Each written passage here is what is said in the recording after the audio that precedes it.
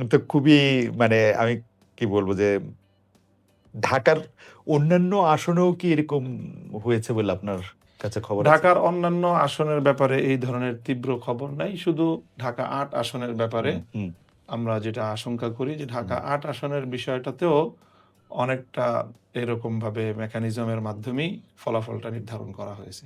উম আপনি কি এই ব্যাপারটা নিয়ে আপনার যে জোট সঙ্গী বা জোটের অন্যান্য নেতৃবৃন্দের সঙ্গে আপনি কথা বলেছেন? জামায়াতের আমির, এনসিপির যিনি আহ্বায়ক আছেন, তাদের সাথে কি আপনাদের এটা নিয়ে কথা হয়েছে? এত ডিটেইলস কথা বলার সুযোগ হয় নাই। বা বলতে পারেন যে আমার ব্যক্তিগত বিষয় তো, হুম, আমি ব্যক্তিগত চাওয়াটাকেও যেরকম খুব বড় করে দেখি নাই হুম, নির্বাচনের আগে এবং এই জোট হওয়ার ক্ষেত্রে। এবং ঠিক এটার পরেও আমি আমার ব্যক্তিগত জায়গা হওয়ার কারণে বলেছি, হুম। তো ঠিক অন্যদের কাছ থেকে প্রত্যাশিত সেই রেসপন্সটা আমি পাই নাই। এইটা একটু কৌতূহলোদ্দীপক না যে মানে আপনি তো মানে খুবই গুরুত্বপূর্ণ জোটের খুব গুরুত্বপূর্ণ নেতা এবং আপনি সব জায়গায় ভোকাল। এমনকি আমরা দেখেছি যখন জোটের একটা আনুষ্ঠানিক ঘোষণা আসলো, তখন আপনাকে একটা আমি তো ওই সময় মানে নিউ ইয়র্কে ছিলাম কিন্তু সামনাসামনি দেখতে পারি নাই। টেলিভিশনে স্ক্রিনে যতখানি দেখেছি আমার কাছে মনে হয়েছে আপনি আ মানে ওইটা বলে না কি ফ্যাক্টর এর একটা ভূমিকা আপনি হয়তো পালন করেছেন। তো সেই ক্ষেত্রে আপনার ক্ষেত্রে যদি এত এরকম হয় তাহলে জামাতে ইসলামী বা এনসিপির আম কি আরেকটু ইনভলভমেন্ট দরকার ছিল বা আরেকটু এটা হ্যাঁ, আপনাকে মনে তারা হয় হয়তো আরেকটু করলে করতে পারতেন। বাকি এখানে বিষয়টা এখানে মানে বিবেচনা করা হয়েছে হয়তো একটা সিট হিসেবে। ওকে। একটা সিট, আর এখানে যেহেতু আমার মতো আরো গুরুত্বপূর্ণ হুম, একাধিক ব্যক্তিবর্গ এরকম খুব স্বল্প ব্যবধানে হুম, হুম, পরাজিত হয়েছেন, বিশেষ করে জামাতের সেক্রেটারি জেনারেলের হুম। যে বিষয়টা আছে, হয়তো সেগুলোর সাথে সব মিল করে এখানে কোনো একজন ব্যক্তিকে খুব বেশি একটা ফোকাস করাটা জোটের অন্যান্য নেতৃবৃন্দ গুরুত্বপূর্ণ মনে করেন নাই। আমি একটু যদি ভবিষ্যতের দিকে তাকাই, অনেকেই বলছিলেন যে এই ১১ দলের যে জোটটা হয়েছে সেটা ঠিক আদর্শের জোট না। এই হুম, জোটটা হচ্ছে নির্বাচনী জোট। অনেকে না, আপনারা সবাই বলেছেন হ্যাঁ। আসলে age a matter of fact। আপনি এই জোটের ভবিষ্যৎ কি দেখেন? আপনাদের পথ চলা কি এরকমই থাকবে নাকি আপনি আমি আদর্শের জায়গা থেকে হুম, একটু কথা বলি যে হুম, আমাদের এই জোটটা ঠিক আদর্শিক না, আমি সেটা বলব না। হুম, আমাদের এই জোটটার প্রধান মুখ্য যে উদ্দেশ্য ছিল হুম, সেটা হলো জুলাই সনদ। রাইট। অর্থাৎ জুলাই সনদের ব্যাপারে এবং জুলাইয়ের স্পিরিটটাকে বাস্তবায়ন করার ক্ষেত্রে আমি কোনো আপোস করতে চাই নাই। মূলত জুলাইয়ের ব্যাপারে আমার এই অবস্থান এটাই আমাকে এই জোটের দিকে নিয়ে আসছে। কাজেই আমরা মনে করি যে আমাদের এই জোটের যে আদর্শিক দৃঢ় যেই জায়গাটা সেটা হলো জুলাই সনদ। হুম, হুম, জুলাই এ বিপ্লবটাকে হুম, বাংলাদেশে হুম, আইনিভাবে, রাজনৈতিকভাবে, সাংবিধানিকভাবে যত রকমভাবে সম্ভব হুম, এটাকে প্রতিষ্ঠিত করা। সেই চিন্তা থেকেই আমাদের এই জোটের যাত্রা শুরু এবং সেটাকে কেন্দ্র করেই এই জোটটা আসলে গঠিত হয়েছে। হুম, এরপরে আমাদের ধাপে, ধাপে আমরা কিছু অর্জন করেছি। সবটা করতে পারি নাই। হুম। সামনে আমরা এই জুলাইকে কেন্দ্র করেই আমাদের মূলত যাত্রা। আপনার কাছে কি মনে হয় যে জুলাইতে তো মানে জুলাইয়ের পুরো আন্দোলনটাই গড়ে উঠছিল যে একটা বৈষম্য বিরোধী জায়গা থেকে। তো সেই বৈষম্য বিরোধিতার জায়গায় তো সব মানুষের সমান হ্যাঁ। অধিকার থাকার কথা। আপনাদের জোটের ক্ষেত্রে একটা বড় কথা আমি এরকম শুনতে পাই যে আপনারা শুধু আম এক মানে আমি যদি বলি যে শুধু মুসলমানদের, শুধু হুম, সুন্নি মুসলমানদের, হ্যাঁ। শুধু পুরুষের এবং এদের অধিকার রক্ষায় যতটা আপনারা কথা বলতেছেন বা এদের ব্যাপারে যতটা কথা বলতেছেন, এই পুরুষ বা সুন্নি মুসলমান না আ বা ধরেন আপনাদের রাজনৈতিক আদর্শে যারা বিশ্বাস করেন না, তাদেরকে আপনারা এক চোখে দেখতেছেন না। এই ব্যাপারটা কি আসলে না, মানে না। মানে এ এ জুলাইয়ের স্পিরিট এর সাথে এটা এ যায়? এ এইটা একেবারেই কথাটা আমি গ্রহণ হুম, করতে পারলাম না। হুম, হুম, এখানে আমরা যারা ঐক্যবদ্ধ হয়েছি বাংলাদেশের হুম, রাজনৈতিক শক্তিমত্তার বিবেচনায়, সেটা হয়তো আমাদের বিভিন্ন ব্যক্তিগত বা রাজনৈতিক ফিলোসফির দিক থেকে আমরা হুম, একেকটা এ পলিসি হুম, মেইনটেইন করি বা একেকটা মতাদর্শকে আমরা অনুসরণ করি। যেরকম আমরা আ সুন্নি যেই ফিলোসফি সেটাকে অনুসরণ করছি। জামাতে ইসলাম তারা এক ধরনের একটা মতাদর্শকে অনুসরণ করছে। আমাদের এই ২ টা মতাদর্শের বাইরে, অর্থাৎ আমি যেটা বলি পরিষ্কার যে আমাদেরটা দেওবন্দি, অথবা জামাতেরটা হলো অনেকটা মাওলানা মওদুদী সাহেবের যে কিছুটা মানে মাযহাব এবং যেটা কিছু সালাফি বা আহলে হাদিস এই সবকিছুর একটা মিশেলে একটা থট ওনারা ফলো করেন। আর এনসিপির তো এই জাতীয় বিষয়ে সুনির্দিষ্ট কোনো তাদের আইডিওলজি নাই। ধর্মীয় বিষয়ে তাদের সুনির্দিষ্ট কোনো আইডিওলজি নেই। আমাদের এই মতামতের বাইরে বাংলাদেশে ধর্মীয় দিক থেকে আরো ২-৩টা আছে, জনগোষ্ঠী আছে। যেমন একটা হলো যারা বাংলাদেশে যাদেরকে আমরা সুন্নি বলি, অর্থাৎ আমাদের পরিভাষায় আমরা যাদেরকে বেরেলভি বলি, অর্থাৎ যেরকম ওই যে যারা কিছুটা মাজার পন্থী, চট্টগ্রাম সহ বিভিন্ন এলাকায় তাদের বেশ একটা প্রাবল্য আছে। এটা হলো একটা কমিউনিটি। আরেকটা কমিউনিটি হলো যারা ব্যাপকভাবে আহলে হাদিস এবং সালাফি নামে খ্যাত, যাদের মূলত রাজনৈতিক কোনো প্ল্যাটফর্মই নাই। সুন্নদের একটা রাজনৈতিক প্ল্যাটফর্ম আছে, সেখান থেকে ওই যে তাহিরি ভাই ওনারা নির্বাচনও করেছেন এবারও। আর এর বাইরে আছে খুবই খুবই স্বল্প সংখ্যক শিয়া মুসলমানও বাংলাদেশে আছে, কিছু শিয়া। তো মূলত এই যে সুন্নি বা এই যে সালাফি বা আহলে হাদিস অথবা শিয়া, তাদেরকেও কিন্তু নানাভাবে আমরা আমাদের বক্তব্যের মধ্যে তাদেরকে আমরা এটার মধ্যে অন্তর্ভুক্ত করার চেষ্টা করেছি, তাদের অধিকারগুলোর কথা বলেছি। যেমন ধর বাংলাদেশে কোনো কনস্টিটিউয়েন্সিতে আমার জানার মধ্যে সুনির্দিষ্ট শিয়া জনগোষ্ঠী নেই, কিন্তু মোহাম্মদপুরে আছে। তো আমি মোহাম্মদপুরে সেই সকল শিয়াদেরকেও তাদের ধর্মীয় অধিকার সংরক্ষণ করার, তাদের যে ধর্মীয় যেই সিগনিফিক্যান্ট যেই জায়গাগুলি আছে সেগুলো আমি রক্ষা করার প্রতিশ্রুতি তাদেরকে আমি দিয়েছিলাম। তারপরে ওই যে মাজারপন্থী বা বেরেলভি যারা আছে তাদেরকেও বলেছে যে আপনারা আপনাদের যে মতদর্শ মোতাবেক আপনারা পালন করবেন, আমরা এখানে রাজনৈতিকভাবে আপনাদের উপর কোনো আধিপত্য সৃষ্টি করব না বা বাধা দিব না। তার মানে এই সব জায়গাগুলি তো আমরা মানে বৈষম্যের ভিত্তিতে বিবেচনা করিনি, আমরা সকলের বৈষম্যহীন একটা অধিকার প্রতিষ্ঠারই কাজ করেছি। নারী অধিকারের যে বিষয়টা বললেন, সেটা তো আমরা এখানে নারী অধিকারের প্রতিষ্ঠার পদ্ধতি নিয়েই আমাদের দ্বিমত আছে, যে আসলে কোনটা অধিকার আর কোনটা অধিকার খর্ব, কোনটা সম্মান কোনটা অসম্মান। আমাদের বিবেচনা হলো নারীদের জন্য জোরপূর্বক সংরক্ষণ করা কোনো জায়গা, এটাই নারীর জন্য চরম অসম্মান।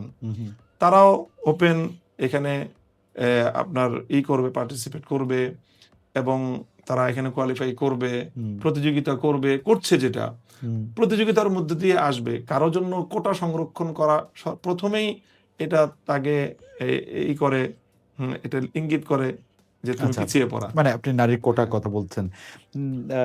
আমি যদি একটা একটা করে বলি, আপনি তো শিক্ষক মানুষ, এত চমৎকার করে বলেন, আমি মুগ্ধ হয়ে শুনতেছিলাম আসলে।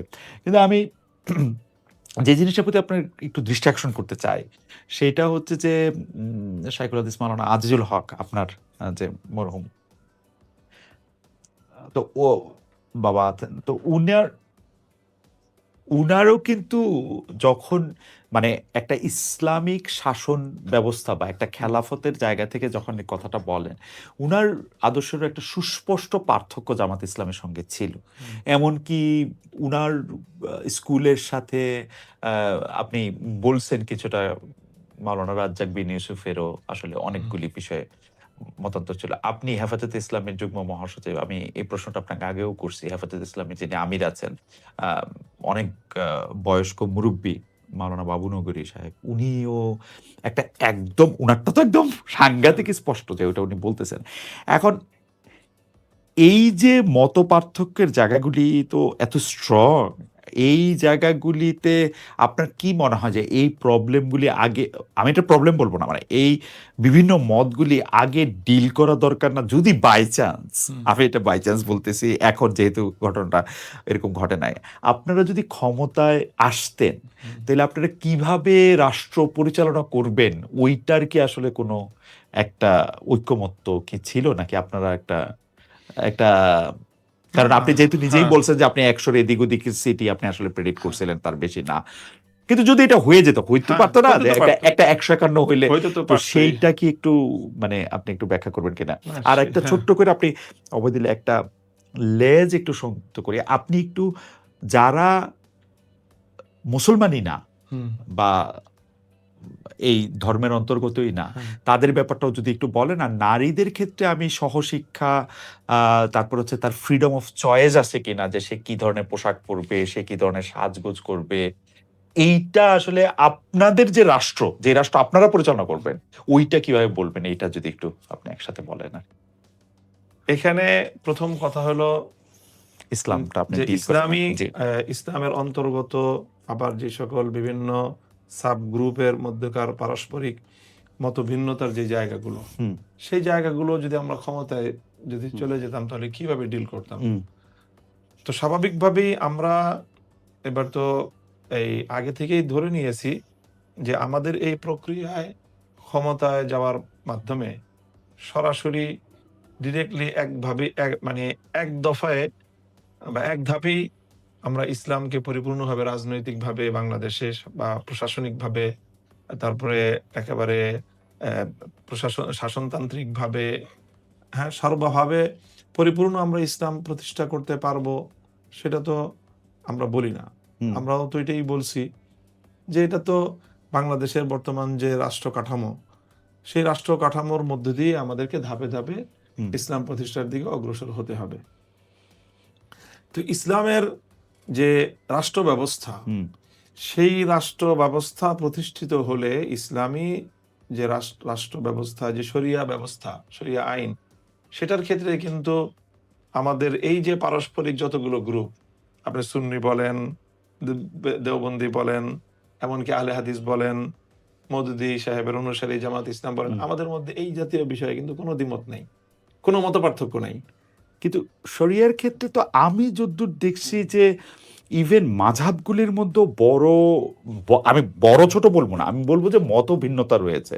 না, মানে শরিয়া যখন আপনি বাস্তবায়িত হবে, করবেন, হ্যাঁ, জি। তো বাস্তবায়িত হওয়ার মূল যে পলিসি বা মূল যে হুম, পদ্ধতি, হুম, সেটার ব্যাপারে কিন্তু মাযহাবগুলোর মধ্যে কোনো পার্থক্য নেই। একটা জায়গায় পার্থক্য হবে, সেটা আমি বলে দেই। একটা জায়গায় পার্থক্য হবে হলো বিভিন্ন মাসআলা যেগুলো নাকি প্রয়োগ করতে হবে হুম, রাষ্ট্রকে আদালতের মাধ্যমে। হুম, সেখানে সেখানে আদালত কোন মাযহাব ফলো হুম, করবে? হুম, এই একটা প্রশ্ন আসবে। হুম, তো এই প্রশ্ন আজকের নতুন না। হুম।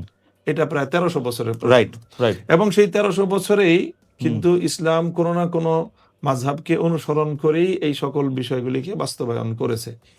এবং সেখানে আদালতের এক ধরনের, হুম, আদালতের যিনি জাস্টিস হবেন, বিচারক হবেন এবং রাষ্ট্র মূল কাঠামোতে যারা নেতৃত্বে থাকবেন, তাদের এক ধরনের রাইট আছে। হুম, যেরকম এখন ধরেন সৌদি আরবে, উনারা হুম, কিন্তু শরিয়া আদালত বেশ কিছু ক্ষেত্রে পরিচালনা করেন। হুম, আবার ইমারাতে ইসলামী আফগানিস্তান, হুম, তারাও কিন্তু শরিয়া আদালত শতভাগ হুম, বাস্তবায়ন করতেছেন। তো সেখানে কিন্তু সৌদি আরবে এক ধরনের ফিকহ তারা অনুসরণ করতেছেন। সেটা নিয়ে কিন্তু আমাদের হানাফিরা কোনো সময় আপত্তি করি না, হুম, যেটা ইসলাম অনুযায়ী হলো না। হুম, আবার ইমারাতে ইসলামিয়ায় ওনারা শতভাগ হুম, ফিকহে হানাফি অনুসরণ করতেছেন। ওখানে কিন্তু অন্য মাযহাবের কেউ অথবা ইভেন যারা মাযহাব অনুসরণ করে না, তাদের পক্ষ থেকে কিন্তু কখনোই এই অভিযোগ করা হয় না, হুম, যেটা তো ইসলাম অনুযায়ী হলো না। কারণ ইসলামের মধ্যে আমরা সকলেই এই কথাগুলো মানি হুম, যে এই জায়গাগুলোতে যদি আদালত যেকোনো একটা মাযহাবকে বা যেকোনো একটা থটকে তারা প্রমাণের ভিত্তিতে অনুসরণ করে আদালত যখন একটা সিদ্ধান্ত দিবে, হুম। তখন ওইটা সকলের কাছেই গ্রহণযোগ্য আচ্ছা, হয়ে যায়। আমি এই প্রশ্নটা একটু তাইলে অন্যভাবে করি যে, মাওলানা মামুনুল, আমি ধরে নেই যে আপনার রাষ্ট্র পরিচালনা করতেছেন। তো মাওলানা মামুনুল হকের পক্ষে কি জামায়াতে ইসলামীর নির্ধারিত শাসন ব্যবস্থা পুরোপুরি মেনে নেওয়া সম্ভব ছিল? মানে এটা কোনো একটা আলোচনার মাধ্যমেই সিদ্ধান্ত হতো আচ্ছা, এবং সেই অবশ্যই আলোচনাটাকে সেই আলোচনার মাধ্যমে তাদের মধ্যে ইসলামিক স্কলাররা আছেন, ওকে। আমাদের মধ্যে ইসলামিক স্কলাররা আছে। আমরা বসে এটা একেবারে নির্ধারণ করতাম যে আসলে এই বিষয়ে রাষ্ট্রীয় পলিসির ক্ষেত্রে আমরা আমরা কোনটা কোনটা নিচ্ছি? ফলো করব। আচ্ছা, আমরা একটু হুম। মুভ ফরওয়ার্ড করি যে, যদি আপনি যারা বাংলাদেশের সংখ্যালঘু আছেন, নারী আছেন, তাদের ব্যাপারে মানে তারা কি একটা ২য় শ্রেণীর বা মানে যারা মুসলমান নন, হুম। তাদের মধ্যে এরকম একটা আশঙ্কা থাকে যে আপনারা যদি ক্ষমতায় আসেন তাহলে তারা ২য় শ্রেণীর নাগরিকে পরিণত হবেন কিনা? কেন তারা ২য় শ্রেণীর নাগরিক হওয়ার তো কিছু নাই। হুম, এখানে ইসলাম প্রদত্ত তাদের যেই অধিকার, অনেক জায়গায় তাদেরকে অগ্রাধিকার প্রদান হুম, করা হয়েছে। হুম, অনেক জায়গায় সমান অধিকার প্রদান করা হয়েছে। হুম, কোথাও কোথাও পার্থক্য করা হয়েছে। হুম, যেরকম ইসলামে যারা মুসলমান, হুম, তারা রাষ্ট্রকে জাকাত পে করবে। হুম, অমুসলিম তো জাকাত দিবে না। হুম। তো জাকাত একটা রেভিনিউ কালেকশনের বড় একটা জাকাত কি সোর্স। রাষ্ট্রকে দেয়? জাকাত হ্যাঁ, তো রাষ্ট্রকে দেয়ার হ্যাঁ, না, রাষ্ট্রের জাকাত তো মানে আমি যদি কোনো রাষ্ট্রে নাও অবস্থান করি তারপরেও তো না, আমার উপরে কিন্তু জাকাত। যখনই ইসলামী রাষ্ট্র হবে, হ্যাঁ, ইসলামী রাষ্ট্রের অন্যতম একটা কাজ হলো জাকাত কালেকশন করা। কিন্তু মানে আমি এটা একটু হ্যাঁ, বোঝার জন্য আরকি। হ্যাঁ। জাকাত তো ধরেন আমি বাংলাদেশ ইসলামিক রাষ্ট্র না। আমারও মানে আমি না, যদি না, মুসলমান হই হ্যাঁ, আমাকে ঠিক আছে। আবার আমেরিকাতেও তো আমার জাকাত হ্যাঁ, দিতে জাকাত এটা ব্যক্তির উপর ফরজ হয়। রাইট। তো রাষ্ট্রের কিন্তু সাথে এইটার ব্যবস্থাপনা করাটা ইসলামী রাষ্ট্রের দায়িত্ব। ওকে। যখন আল্লাহ রাসূল সাল্লাল্লাহু আলাইহি ওয়াসাল্লাম এভাবেই করতেন। এটা কি মাস্ট যে হ্যাঁ, মানে এটা বাংলাদেশ ইসলামী রাষ্ট্র হইলে আমি জাকাতটা সরকারি জাকাত ফান্ডেই দিব এটা কি মাস্ট? মানে সরকার এই মানে বিষয়ে আমার কি এটাতে ফ্রিডম অফ থাকবে না যে আমি জাকাতটা অন্য কাউরে দিব কিনা? যখনই খেলাফত প্রতিষ্ঠিত হবে বা ইসলাম পরিপূর্ণভাবে অনুসরণ হবে, মানে এটা নাকি বাস্তবায়িত হবে, তখন সেখানে হুম, রাষ্ট্র যেইভাবে নির্ধারণ করে দিবে ওকে। সেইভাবেই দিতে হবে। হুম, এবং যতটুকু বলবে রাষ্ট্রীয় ফান্ডে দিতে, হুম, একজন ব্যক্তিকে ততটুকু রাষ্ট্রীয় ফান্ডেই তাকে দিতে হবে। হুম, আচ্ছা। হ্যাঁ, আর যদি রাষ্ট্র যদি বলে যে না আমরা এই দায়িত্বটা এভাবে নিচ্ছি না, আপনারা যার যার মতো করে হুম, জাকাত দিয়ে দেন, সেটাও হুম। রাষ্ট্র সেই সুযোগও রাখতে পারে। অমুসলিমদের ক্ষেত্রে যেহেতু তারা জাকাত দিবে না, তারা জাকাত জিজিয়া জাকাত দিবে। দিবে না, তারা তারা জিজিয়া হ্যাঁ, দিবে। জিজিয়া দিবে। হুম, এবং রাষ্ট্রীয় যে খরচের যে এইটা হুম। রেভিনিউ কালেকশনের মধ্যে জাকাত যেরকম একটা ফান্ড, ঠিক এরকম জিজিয়া আরেকটা সোর্স। কিন্তু জিজিয়া ২ টা ওকে সোর্স। একটু লেসার সিটিজেন করে না? মানে যে মুসলমান মানে না, তাকে একটু কম সিটিজেন করে যায় না? মানে কম সিটিজেন করে না, সেটা হলো বিশ্বাসের জায়গা থেকে হুম, এটা প্রমাণ করে যে সে আল্লাহর দেওয়া বিধানটাকে, মানে আল্লাহর ধর্মকে সে বিশ্বাস করতেছে না। এটার শুধু একটা লক্ষণ এটা, হুম, হুম, যে তুমি যেহেতু আল্লাহকে বিশ্বাস করছো না, আল্লাহর ধর্মকে, হুম। আল্লাহর দেওয়া বিধানকে তুমি মানছো না, কাজেই তুমি জাকাত দিতে পারছো না, এইজন্য তুমি জিজিয়া দিবা। এটা কি একটু শাস্তিমূলক? একটু পিউনিটিভ? এটা যদি কেউ এখন ফিল করে মানে ফিল যে করতো কিনা? আমারই হ্যাঁ, তো একটু হ্যাঁ, ফিলিংটা হচ্ছে এরকম যে এটা একটু শাস্তিমূলক মনে হইতেছে। এটা এখন একজন মানুষ অমুসলিম। হুম, হুম, এখন অমুসলিমের ব্যাপারে ইসলামের বিশ্বাস হলো সে চিরস্থায়ী জাহান্নামী। হুম, এখন তার যে জাহান্নামী হওয়াটা, হুম, এটা শাস্তি কিনা? হুম, হুম। মানে সেটা তো হচ্ছে আচ্ছা, ফেয়ার আচ্ছা আফটার। আমরা থিওলজির এই জায়গা থেকে একটু আগাই। আমি যদি একটু নারীদের কথা বলি যে নারীদের এই ফ্রিডম অফ চয়েস থাকবে না। তারা পরনের কাপড় কিরকম পরবে বা তারা কিরকম বেশভূষার মধ্যে থাকবে। এইটাতে আপনাদের একটা থটস আমাদের কি? না। হুম, আমি তো বলছি ১ম এই যে হুম, আমরা যখন এটাকে ইসলামী রাষ্ট্র ঘোষণা যদি কোনোদিন করি, তখন হুম, এই সকল বিষয়গুলি প্রশ্ন আসবে। আমরা প্রচলিত যেই পদ্ধতির মধ্য দিয়ে আমরা কার্যক্রম পরিচালনা করছি, আমরা মনে করি ধাপে, ধাপে হুম, মানুষ যখন ইসলামকে সর্বান্তঃকরণে মানার জন্য হুম, প্রস্তুত হবে, সেরকম একটা পরিবেশে গিয়েই হুম, আসলে পরিপূর্ণ ইসলাম বাস্তবায়িত হবে। হুম, এর আগ পর্যন্ত এখানে গণতান্ত্রিক পদ্ধতিতে যখন আমরা ক্ষমতা গ্রহণ করব, তো আমরা প্রতিশ্রুতি দিয়েছি এইবারও যে আমরা গণতান্ত্রিক পদ্ধতিতে রাষ্ট্র পরিচালনা করব। হুম। তো যখন এই পদ্ধতিতে রাষ্ট্র পরিচালনা করতে হবে, তখন আমাদেরকে এই ফ্রিডম অফ চয়েস রাখতে হবে। ওকে।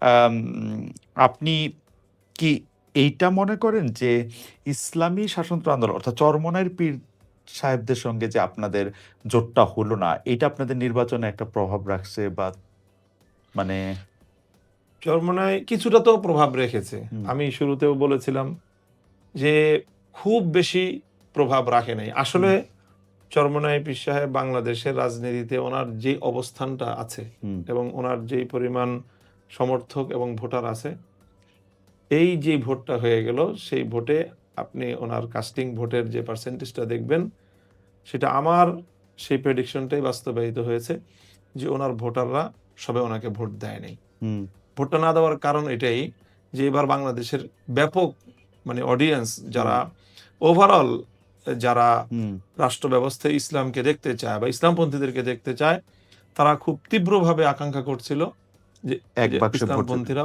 এক বাক্সে আসুক। হুম, তো যেহেতু উনি এক বাক্সে থাকতে পারেন নাই, হুম, যে কোনো কারণেই হোক, এইজন্য ওনার রিয়াল ভোটটাও উনি পান নাই। হুম। তাদের অনেক ভোট সুইং করে যে উনি এদিকে থাকতে চলে পারেন না আসছে। কেন? উনি অনেক বেশি আসন চাইতেছিলেন আপনাদের কাছে? শুধু আমাদের কাছে চাওয়ার বিষয় না। হুম, এটা আসলে মূলত এখানে আমাদের কৌশলগত বেশ কিছু বা পদ্ধতিগত হয়তো কিছু ভুলও থাকতে পারে। হুম, এটা আসলে আমরা খুব সম্মিলিতভাবে আসন বন্টনের পর্যায়ে আমরা যেতে পারি নাই। হুম। আমাদের আলোচনাগুলো অনেকটা পার্টি টু পার্টি হচ্ছিল। নেগোসিয়েশন ধরনের। নেগোসিয়েশনটা দেখা গেছে আমাদের সাথে চরমনের হুম। হচ্ছে, হুম। আবার চরমনের সাথে জামাতের হচ্ছে, আমাদের সাথে জামাতেরটা অর্থাৎ যার যেই জায়গায় আসনগুলো বন্টনের হুম। ক্ষেত্রে যেখানে যার সাথে সমন্বয়ের প্রয়োজন হচ্ছে, আমরা দলগুলো সেই দলের সাথে সেই আসনের ব্যাপারে আলোচনা করছি। হুম। যেরকম একটা আসনের ব্যাপারে জামাত বলে দিল যে আমাদের আপত্তি নাই। হুম। আপনারা চরমনের সাথে যদি এটাকে সমন্বয় করে নিতে পারেন তো নিয়ে নেন। হুম। তো দেখা গেল যে সেখানে আমরা চরমনের সাথে সমন্বয় করে নিয়ে নিলাম। হুম। এনসিপির সাথে আমাদের সমন্বয় হয়ে গেল। হুম। অর্থাৎ আমি আমার আসনগুলো নিয়ে হুম। সবগুলো পার্টির সাথেই আমাকে নেগোসিয়েশন করতে হয়েছে। হুম। হুম। জামাত থেকে আমাকে প্রথমে ওইটার ব্যাপারে একটা তাদের কাছ থেকে একটা ছাড় নিতে হয়েছে বা তারপরে আবার চরমনের কাছ থেকে এটা নিয়ে আবার সমন্বয় করতে হয়েছে। এনসিপির সাথে সমন্বয় করতে হয়েছে। আদার্স অন্যান্য পার্টিগুলির সাথে সমন্বয় করে তারপরে আমাকে আমার এই আসনগুলোর ব্যাপারে নির্ধারণ করতে হয়েছে। এইজন্য দেখা গিয়েছে যে শেষ পর্যন্ত কিন্তু কোনো আসন জামাতের সাথে সমঝোতা হয়ে গেছে, খেলাফত মজলিসের সাথে আমার সমঝোতা হয় নাই। এনসিপির সাথে সমঝোতা হয় নাই। হুম। এরকম ১-২টা আসনে শেষ পর্যন্ত এরকম ২ পার্টি সেখানে ইলেকশন করতে হয়েছে। আপনার কি মনে হয় যে আম আপনি যেহেতু নেগোসিয়েশনের কথা তুললেনই, আপনার কি মনে হয় যে এনসিপি কে কি নতুন দল হিসাবে বা তাদের যোগ্যতা সামর্থ্য হিসাবে বেশি আসনে আপনারা ছাড় দিয়েছেন নাকি ঠিকই আছে? না, আমি মনে করি যে এনসিপির যে গুরুত্বটা বাংলাদেশের হুম। রাজনীতিতে হুম। এবং আমাদের এই জোটের যে প্রয়োজনটা ছিল হুম। এনসিপিকে, হুম। সেই জায়গায় এনসিপিকে খুব বেশি দেওয়া হয়নি। আরেকটু বেশি দিলে কি ভালো হইতো? আরেকটু বেশি দেওয়ার পরিবেশ ছিল না। আচ্ছা। যখন তারা একেবারেই 11th আওয়ারে আসছে, হুম। সেই সময়ে সমন্বয় হুম। করতে যতটুকু আসলে দেওয়াটা উচিত ছিল, সেই হুম। উচিত মতোই তাদেরকে দেওয়া হয়েছে। আমরা এটা শুনছি। আপনি এটা কতটুকু বলবেন আমরা জানি না। মানে এই যে নেগোসিয়েশনটা, সেই নেগোসিয়েশন টেবিলে অনেক দুয়ারেই যাওয়া আসা এরকম ব্যাক অ্যান্ড ফোর্থ হইছে। মানে কে বিএনপি জোটের সাথে যাবে, আপনি হ্যাঁ, বাদেও এনসিপি হ্যাঁ, আসলে বিএনপির সাথে যাবে না আপনাদের সঙ্গে হ্যাঁ। আসবে, সেটা অনেক টানাপোড়েন হইছে। অনেকেই বইলে থাকেন যে এইটার মধ্যে আপনি একটা কি ফ্যাক্টর হিসেবে মানে এনসিপি যাতে জামাতের সাথে বা আপনাদের জোটের মধ্যে আসে, আপনার সাথেই অনেক বেশি আলোচনা হয়েছে। এটা কি ঠিক? না, না। আমার সাথে একটা পর্যায়ে আলোচনা হইছে। হুম। অর্থাৎ আমি আমার রাজনীতির অবস্থানটা কোন দিকে হবে, হুম। হুম। আমি বিএনপির সাথে এলাই করব না জামাতের সাথে এলাই করব, হুম। এটা নিয়ে আমি অনেক পরে ডিসিশন নিয়েছি। হুম। আমাদের অন্যান্য ইসলামী দলগুলোর তুলনায়। একেবারে লাস্ট মোমেন্টে আমি সিদ্ধান্তটা নিয়েছি। আমার সিদ্ধান্ত নেওয়ার ক্ষেত্রে আমি অনেক গুরুত্বের সাথে বিবেচনা করেছি হুম। এনসিপি কি করতেছে সেটা। হুম। যেটা অন্য কেউ করে নাই। আচ্ছা। আমার কাছে এনসিপির গুরুত্বটা হুম। অনেক বেশি ছিল। যেটা আমার দেখায় বাংলাদেশে অন্য হুম। কোনো রাজনৈতিক দল এনসিপিকে এত গুরুত্ব দেন। এতটা গুরুত্ব দিয়ে কেউ ওইভাবে বিবেচনা করে নাই যতটা আমি করেছি এবং আমি এখনো করি। আচ্ছা। এইজন্য আমি এনসিপির সাথে তাদের মতামত এবং তাদের মনোভাব বোঝার জন্য অনেক দেরি করেছি। এবং যখন আমি দেখেছি যে এনসিপির মনোভাব হলো যে এইদিকে এই জোটে আসবে, হুম। তখন আমি ফাইনাল করেছি। এরপরে আবার এনসিপি কিছুদিন আবার একটু ঝুলন্ত একটু ঝুলন্ত ছিল। কিন্তু শেষ পর্যন্ত তারা এখানেই এসেছে। হুম। তো সেই হিসাবে আমার চাওয়াটা পূর্ণ হয়েছে। তারা মোটামুটিভাবে নেগোসিয়েশন করতেছিল আপনাদের হ্যাঁ, সঙ্গেও, আবার অন্য হ্যাঁ, অন্য অন্য হ্যাঁ। জোটের সঙ্গেও এটা নেগোসিয়েশন করতেছিল। আম আ আপনার কাছে আপনার কাছে কি মনে হয়? ধরেন আমি যদি একটু আবার পুরনো প্রসঙ্গটার মধ্যে একটু আসি, যে ইসলামী শাসন ব্যবস্থা বা ইসলামী, আমি যদি আরবি শব্দটা বলি তাহলে সুবিধা, হুকুমত। হ্যাঁ, এই ইসলামী হুকুমতটা যদি ইসলাম ধর্ম যারা অবলম্বন করে তাদের জন্য যতটা অ্যাপ্রোপ্রিয়েট, ধরেন এখনো তো ৮-১০% যারা ইসলাম ধর্ম অবলম্বন করেন না তারা এই দেশে আছেন। হুম। তাদেরকে আমরা পার্মানেন্ট জাহান্নামে ধরে নিয়ে বা তাদেরকে একটা পিনিটিভ, তাদেরকে কি আমরা একটা চইলা যাওয়ার বার্তা দিতেছি? মানে না, না, না। মানে ইউ জাস্ট লিভ কোনোভাবেই না। This country. না, না, না, না। হ্যাঁ? কোনোভাবেই এটা না। আপনি ইসলামের ইতিহাস পড়েন। হু, হু, কিছুটা পড়ছি। ইসলামের ইতিহাসে আপনি দেখেন যে ইসলামী রাষ্ট্র মানে খেলাফতের যে ইতিহাস, খেলাফতের ইতিহাস থেকে আমি ২ টা তথ্য আপনাকে শুধু দেই। এই যে হুম। ইহুদি সম্প্রদায়, আপনি ইহুদি সম্প্রদায়ের ১৫০০ বছরের ইতিহাস হুম। পড়েন। হুম। আজ থেকে ৫০০ বছরের বাদ দিয়ে এর আগের ১০০০ বছর, এই ১০০০ বছর ইহুদিরা পৃথিবীতে সব জায়গায় নিগৃহীত হতো খ্রিস্টানদের দ্বারা। হুম। তারা কাদের আশ্রয়ে ছিল ইহুদিরা? হুম। হুম। ইহুদিরা কখনোই গত ১৫০০ বছরে কখনোই তারা কোনো শক্তিশালী অবস্থানে ছিল না, তাদেরকে কারো না কারো আশ্রয়ে থাকতে হয়েছে। কাদের আশ্রয়ে ছিল? মুসলমানদের হুম, আশ্রয়ে হুম। ছিল। ইসলামী খেলাফাই তাদেরকে আশ্রয় দিয়ে বিভিন্ন সময় তাদেরকে রেখেছে। এটা হলো ইহুদিদের ইতিহাস। এরপরে দেখেন আপনি যেখানেই মুসলমানদের শাসন ব্যবস্থা ছিল, সেই শাসন ব্যবস্থায় মানে ধর্ম মানে অন্যান্য ধর্মে, বিশেষ করে হিন্দু ধর্মাবলম্বী, বৌদ্ধ ধর্মাবলম্বীর যে সংখ্যাধিক্য, সেটাও কিন্তু বিপুল পরিমাণ। আমি আমাদের সাবকন্টিনেন্টাল কথাই যদি বলি, হুম, ৭০০ বছর এখানে মুসলমানরা শাসন করেছে হুম, এবং এই ৭০০ বছরেই মুসলমানরা সংখ্যালঘু হুম, আর হিন্দুরা সংখ্যাগুরু। হুম, হুম। সংখ্যাগরিষ্ঠ থেকেও এখানে তারা মুসলমানদের দ্বারা শাসিত হয়েছে। তো যদি ক্ষমতার কারণে মানে অমুসলিমদেরকে লিভ করার যদি কোনো বিষয়টা থাকতো, তাহলে ভারতবর্ষে কোনো হিন্দু খুঁজে পাওয়া যেত না এখন। কিন্তু আসলে মুঘল পাঠানরা যেভাবে ভারতবর্ষ শাসন করছে, তাদের শাসন করা ভারতবর্ষের যতটুকু লক্ষণ হুম। বা যতটুকু বৈশিষ্ট্য আছে, আপনারা কিন্তু তার থেকে আলাদা ইসলামের কথা বলতেছেন। এটা হচ্ছে আমার ১ হ্যাঁ। Number point. মানে আকবর বাদশার ইসলাম আর মামুনুল হকের ইসলাম এক না। আকবর বাদশার ইসলাম আচ্ছা ঠিক বাদ আছে, দেন, হুমায়ুন আপনি সাহেবের ইয়ের কথা বলেন, আলমগীরের কথা বলেন। আলমগীর কিন্তু ৬ জনের মধ্যে একদম ব্যতিক্রম। হ্যাঁ, দ্য ফ্যান্টাস্টিক 6 যদি আমি হ্যাঁ, বলি। তারপরে তো আরো ৩ জন ৪ জন ছিল। আলমগীর বা ঔরঙ্গজেব উনি তো একদমই ব্যতিক্রম আসলে। হ্যাঁ। উনার কথা যদি আপনার বলতে আমি বাবর, জাহাঙ্গীর, আকবর হুম, মানে শাহজাহান তারা হ্যাঁ, ডিফারেন্ট। এর আগে পাঠানরাও ডিফারেন্ট। হুম, আমি বরং ইদানিং হ্যাঁ, জায়গায় একটু আসি তাইলে আমার বুঝতে সুবিধা হবে। ধরেন আপনি এটা ঠিকই বলছেন যে মানে মুসলমানদের রাষ্ট্র পরিচালনা এবং তার মধ্যে অন্য ধর্মের লোকেরা থাকা না থাকা। আমরা যদি এই যেই শতাব্দীটা চলে গেল সেই শতাব্দীতে আপনি যদি অটোমানদের মানে যারা হ্যাঁ, তুর্কদের পতনের হ্যাঁ, ক্ষেত্রে ইসলামিস্ট রাষ্ট্রগুলির এক ধরনের সরাসরি ইনভলভমেন্ট আছে। হ্যাঁ, সরাসরি ইনভলভমেন্ট যেই জন্য আমার তুর্কি ফ্রেন্ডরা কিন্তু আরবদের হেট করে লাইক এনিথিং। হ্যাঁ, বিকজ তারা ব্রিটেনের সাথে হাত মিলায়া হুম, এই রাষ্ট্রটা ভাঙার জন্য তারা একটিভ পার্টিসিপেশন করছে এবং যার জন্য ইসরায়েল নামক রাষ্ট্রটা সৃষ্টি হয়েছে। ইরাকের মতো একটা কৃত্রিম রাষ্ট্র সৃষ্টি হয়েছে। এখন আমার এই কথা বলার উদ্দেশ্য হচ্ছে যে আবার আমি যদি আরেকটু সামনে আসি, এই সাউথ সুদানে যে মুসলমানদের মধ্যে অনেকটা মারা হলো বিভিন্ন ফেরকা নিয়া। সৌদি আরব যে ইয়েমেনের কিছু মুসলমানদের মারা হয়েছে। আমরা সিরিয়াতে এই আধুনিক সিরিয়াতেও মানে তুর্কদের সাথে এটা লাগা ছাড়াও আধুনিক আ উম আ সিরিয়াতেও আমরা যে মুসলমানদের নিধন দেখছি মুসলমানদের মাধ্যমে।